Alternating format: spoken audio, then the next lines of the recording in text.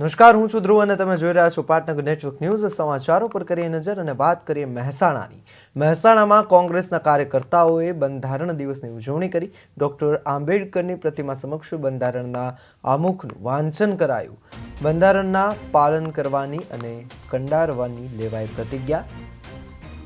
વાત કરીએ કાર્યક્રમમાં મહેસાણા કોંગ્રેસ પક્ષના સર્વે આગેવાનો ઉપસ્થિત રહ્યા. બંધારણ દિવસ એટલે બંધારણના ઘડવૈયાને યાદ કરવાનો દિવસ છે. વાત કરીએ મહેસાણામાં કોંગ્રેસના કાર્યકર્તાઓ દ્વારા બંધારણ દિવસની ઉજવણી કરવામાં આવી.